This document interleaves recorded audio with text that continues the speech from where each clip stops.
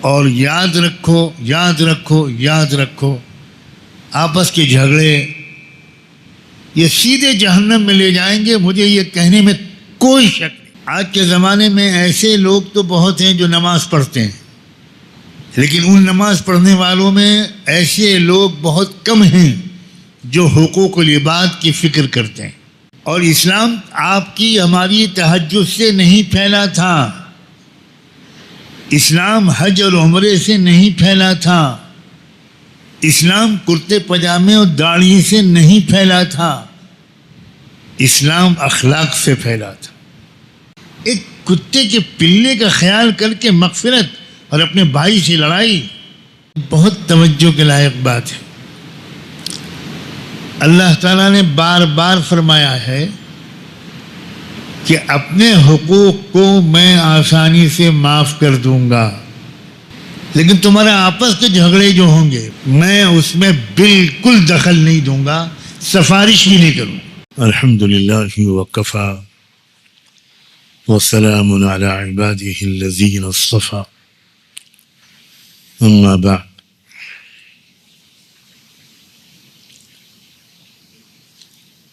اعوذ باللہ من الشیطان الرجیم، بسم اللہ الرحمن الرحیم، وقولوا للناس حسنا۔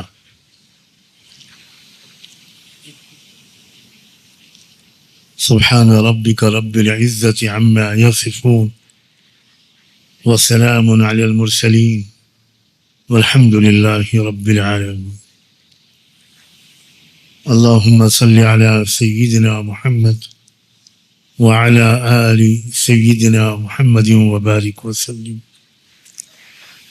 اللهم صل على سيدنا محمد وعلى آل سيدنا محمد وبارك وسلم۔ انسانوں کو مہذب بنانے کے لیے، شرافت والا مزاج دینے کے لیے، انسانوں کے شفیق پروردگار نے اپنے مہربان نبیوں کے ذریعے جو شریعت بھیجی، جو رہنمائی اور ہدایات بھیجی، ان کے بنیادی طور پر دو حصے۔ ایک حصہ ان احکام اور ہدایات کا ہے جن میں یہ سکھایا گیا ہے کہ بندوں کا اللہ سے کیسا تعلق،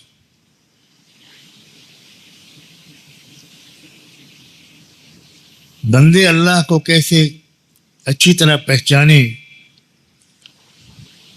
توحید کو سمجھیں،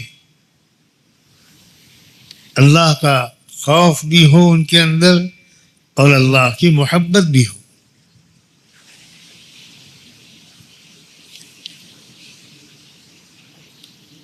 ان کی نمازیں اچھی ہوں، ان کی دعا و مناجات اچھی ہو، اللہ پر ان کا بھروسہ ہو،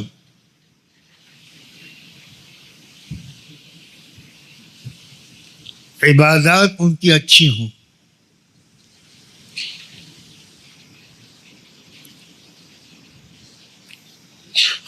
ان کے رکوع سجدے، ان کی تلاوت، ان کا ذکر و تسبیح، ان کے حج اور عمرے، یہ اچھا۔ ایک حصہ وہ ہے، اس حصے کے اسلامی احکام کو حقوق اللہ کہتے ہیں، کہ بندوں پر بندوں کے حقوق کیا ہیں اور بندوں کا اپنے رب سے کیسا تعلق، کتنی امید ہو ان کو اپنے رب سے، کتنا خوف ہو ان کو، کتنا توکل اور تقوی ہو، وغیرہ وغیرہ۔ دوسرا حصہ ایک اور ہے جس کا تعلق بندوں کا ہمارا آپ کا آپسی تعلق ہے۔ اولاد کا والدین سے تعلق، والدین کا اولاد سے تعلق، ایک بھائی کا بھائی سے تعلق، بہن بھائی کا آپس میں تعلق، شوہر اور بیوی کا آپس میں تعلق، پڑوسیوں کا تعلق، رشتہ داروں کا تعلق، چچا، ماموں، خالو، پھوپھا، ان کے بچے، ان کی گھر والیاں، ایک خریدار کا دکاندار سے، ایک دکاندار کا خریدار سے، راستہ چلنے والوں کا آپس میں ایک دوسرے کے ساتھ کیسا برتاؤ ہو،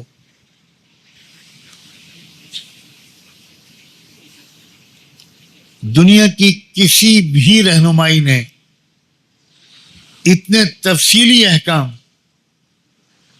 اس دوسرے قسم کے سلسلے میں نہیں دیے جتنے تفصیلی احکام بڑی شدت اور اہتمام کے ساتھ اسلام نے دیا ہے۔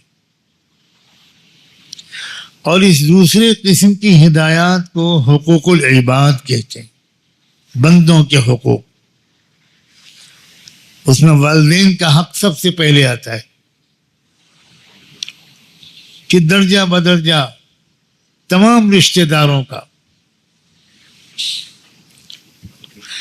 اور عجیب بات ہے، بہت توجہ کے لائق بات ہے،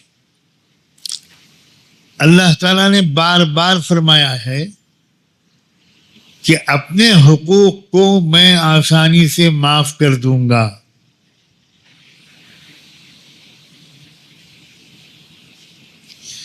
لیکن تمہارے آپس کے جھگڑے جو ہوں گے، بھائی کا بھائی سے، شوہر اور بیوی کے، رشتہ داروں کے جھگڑے، پڑوسیوں کے جھگڑے، میں اس میں بالکل دخل نہیں دوں گا، سفارش بھی نہیں کروں۔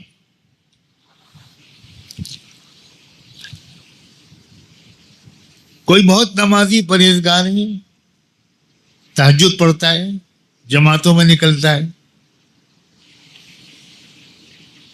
ہر نماز صف اول میں مسجد میں جماعت سے پڑھتا ہے، لیکن بھائی سے جھگڑ رہا ہے، بیوی کو روز ڈانٹتا ہے، غصہ ہے مزاج میں، گھر میں خوشی کا ماحول نہیں، اس کی ساری زندگی کی تہجد قسم خدا کی اس کو جنت میں نہیں لے جا پائے۔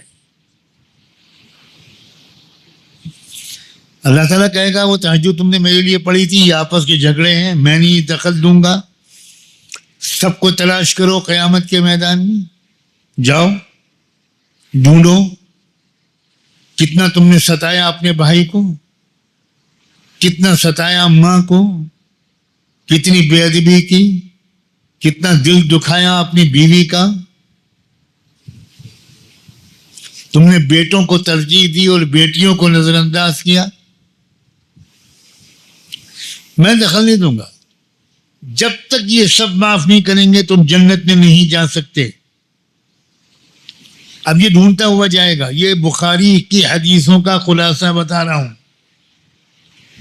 یہ ڈھونڈے گا، ماں کو تلاش کرے گا، ماں کے پیروں پر پڑ جائے گا، ماں میں نے بہت دل دکھایا تھا، آج میں جہنم میں چلا جاؤں گا، آپ مجھے معاف کر دو۔ ماں کہیں گی بیٹا اگر معاف کر دوں گی تو میں خود جہنم میں جاؤں گی، جب معاف نہیں کروں گی تو تیری نیکیاں اللہ مجھے دیں گے اور میرے گناہ تیرے گلے ڈالیں گے، تو جہنم میں جائے گا، میں جنت میں جاؤں گی، میں معاف نہیں کر سکتی۔ باپ معاف نہیں کرے گا، بھائی معاف نہیں، کوئی پہچانے گا نہیں۔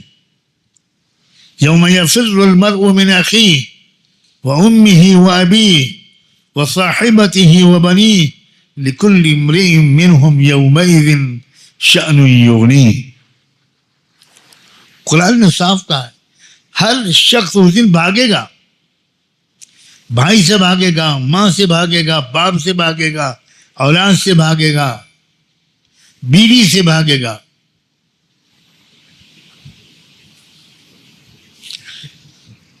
آج کے زمانے میں ایسے لوگ تو بہت ہیں جو نماز پڑھتے ہیں, لیکن ان نماز پڑھنے والوں میں ایسے لوگ بہت کم ہیں جو حقوق العباد کی فکر کرتے ہیں. ہر گھر میں جھگڑے, ہر خاندان میں جھگڑے.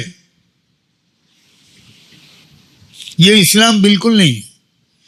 اور اسلام آپ کی ہماری تہجد سے نہیں پھیلا تھا, اسلام حج اور عمرے سے نہیں پھیلا تھا, اسلام کرتے پجامے اور داڑھی سے نہیں پھیلا تھا, اسلام اخلاق سے پھیلا تھا.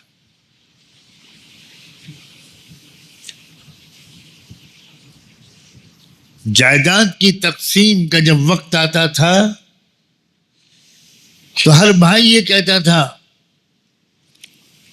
بھائی آپ کے بچے زیادہ ہیں, آپ کے اوپر بوجھ زیادہ ہے, میرے تو 2-3 بچے, آپ میرے حصے میں سے بھی کم سے کم آدھا لے لیجئے اور میرے حصے میں آدھا چھوڑ دیجئے, میرا کام چل جائے گا, میری فیملی چھوٹی ہے.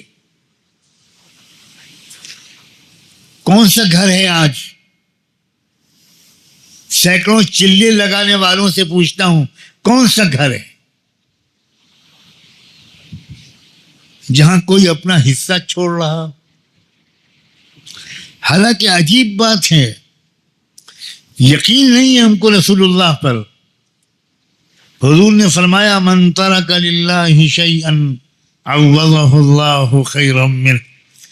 تم اگر اللہ کے لیے کوئی چیز چھوڑ دو گے تو حضور کہتے ہیں میں وعدہ کرتا ہوں اس چھوڑی ہوئی چیز سے زیادہ بہتر چیز اللہ تم کو دے کر رہے گا, اور اسی دنیا میں دے کر رہے گا.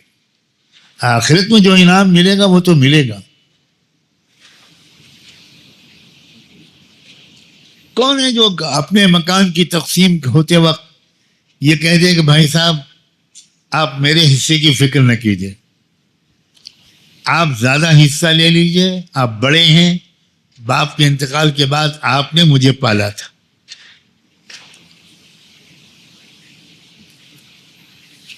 مجھے تھوڑا سا حصہ دے دیجئے, بہت احسان ہوگا, میں برابر کا حصہ نہیں چاہتا. یہ ہے اسلام, کیونکہ اس شخص کو اللہ پر بھروسہ ہے کہ جو وہ چھوڑ رہا ہے اللہ اس کو دے گا. رسول اللہ جھوٹ نہیں بولتے.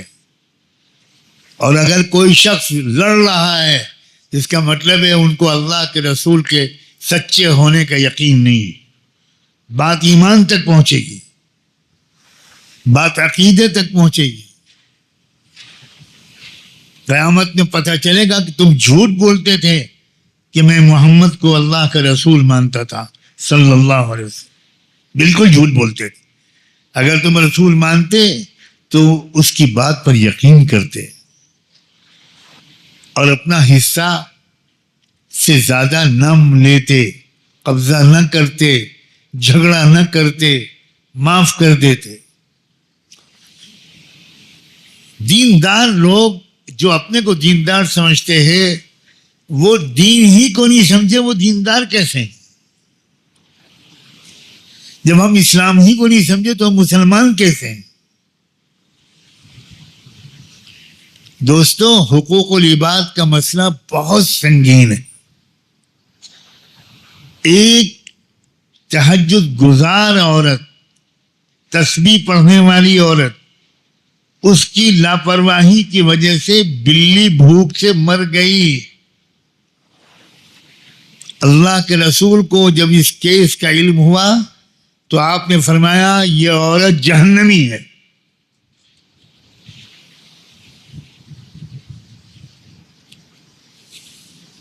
ایک عورت بہت نمازی تھی, نفلیں, اشراق, چاشت, اوابین, تہجد, لیکن اخلاق کی بہت خراب تھی. شوہر سے لڑائی, نند بھاوج میں لڑائی, ساس بہو میں لڑائی, خاندانوں میں جھگڑے. اللہ کے رسول کے سامنے پوچھا گیا کہ اتنی تہجد گزار ہے، اتنی نمازی ہے، مگر زبان کی کڑوی اور اخلاق کی خراب ہے. آپ نے فرمایا انہا فی النار، یہ عورت جہنمی ہے. اسلام کو نہیں سمجھا ہم لوگوں نے، بالکل نہیں سمجھا.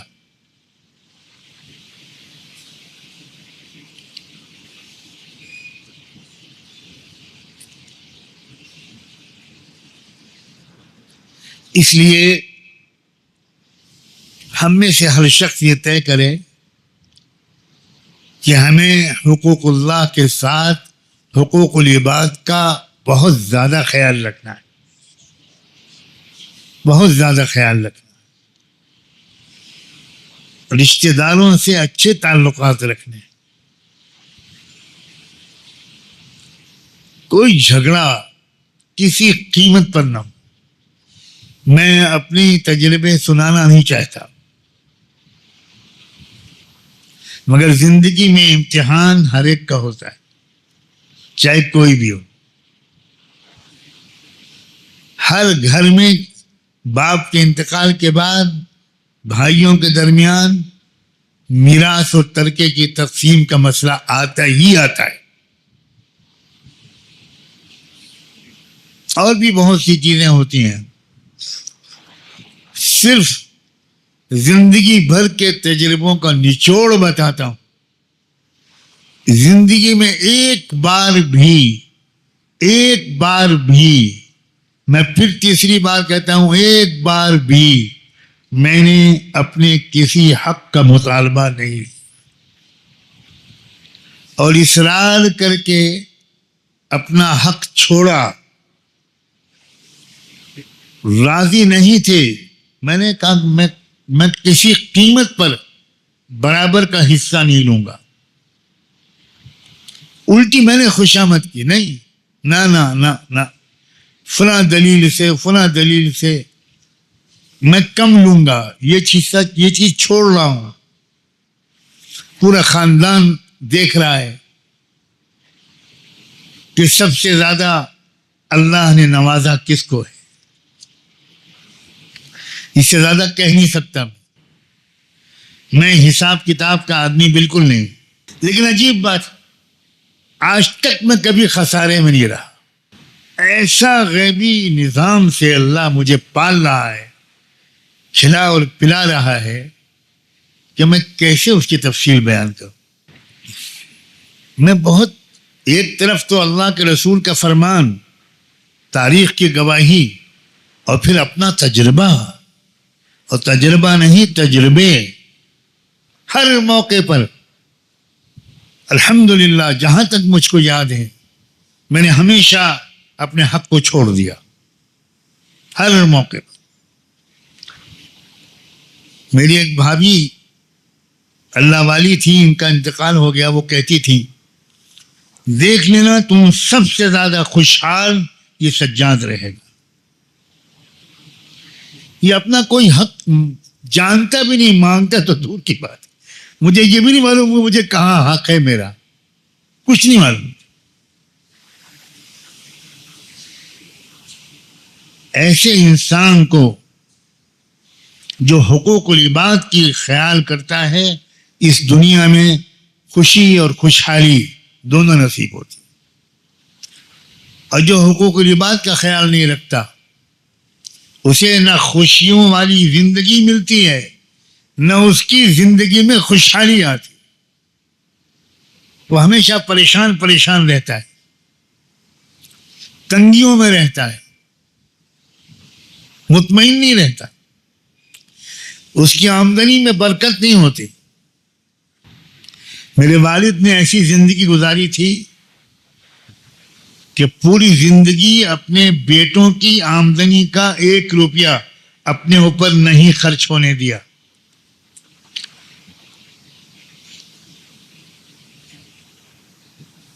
ایک روپیہ نہیں خرچ ہونے دیا. اور عجیب بات ہے، میرے والد کے پورے حسابات کے ذمہ دار میرے بڑے بھائی تھے. میرے والد صاحب کو آخری زندگی میں فالج ہو گیا تھا، بالکل مکمل مفلوج تھے. 40 دن کی فالج کے بعد ان کا انتقال ہوا. 40ویں دن جس دن کے ان کو فالج کا دورہ پڑنے والا تھا، اپنے معمول کے مطابق انہوں نے اپنی جیب سے 10 روپے نکالے اور بڑے بھائی سے کہا کہ دہی منگوا دو. معاملات میں اس قدر محتاط تھے وہ کہ ہم اولاد کا ایک پیسہ بھی اپنی ایک پیالی چائے پر خرچ نہیں کرنا چاہتے. 10 روپے کا دہی منگوا دیا اور ان کو فالج ہو گیا. اب تو وہ نہ بول سکتے ہیں، نہ دیکھ سکتے ہیں، نہ کچھ. میرے بھائی جو ان کے اصل ذمہ دار تھے، انہوں نے کہا کہ والد صاحب کی جیب میں وہ 10 روپے کا آخری نوٹ تھا.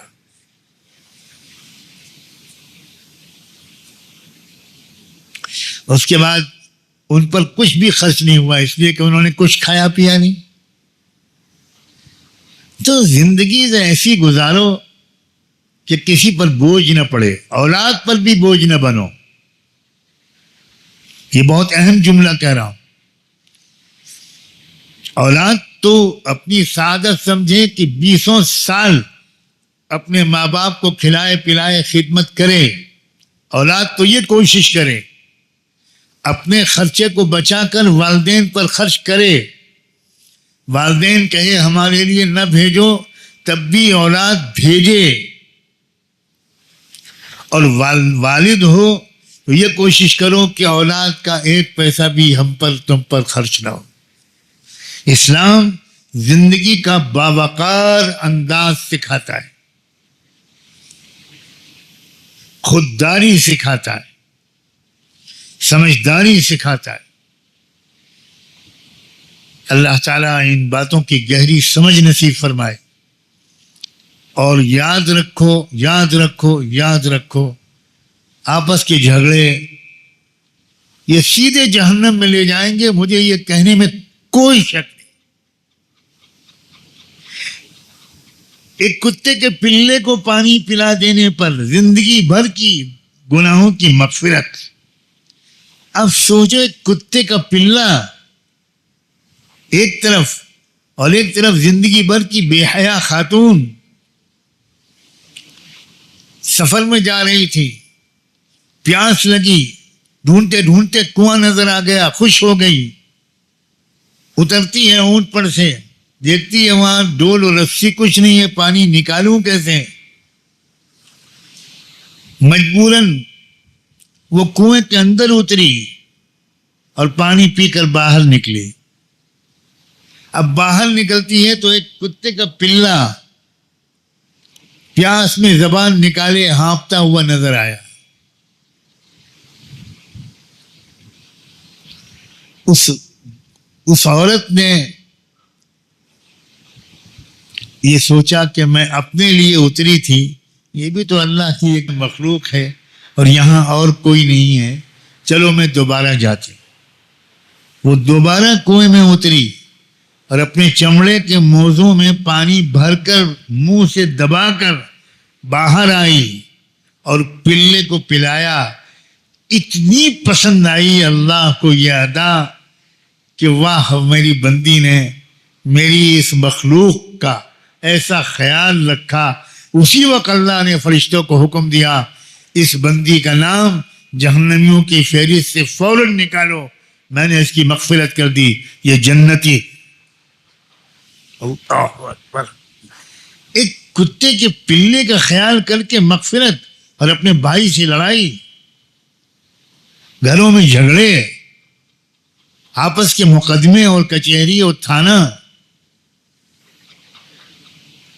اس لیے میں گزارش کرتا ہوں کہ نئے سرے سے اخلاق اور معاشرت، آپس کے حقوق العباد، اس پر نظر ڈالیں، اور جس کو اپنے رویے میں جتنی اصلاح کی ضرورت محسوس ہو فوری طور پر اس میں اصلاح کریں. یہ اپنی ذات پر احسان ہوگا. وآخر دعوانا ان الحمد للہ رب العالمین.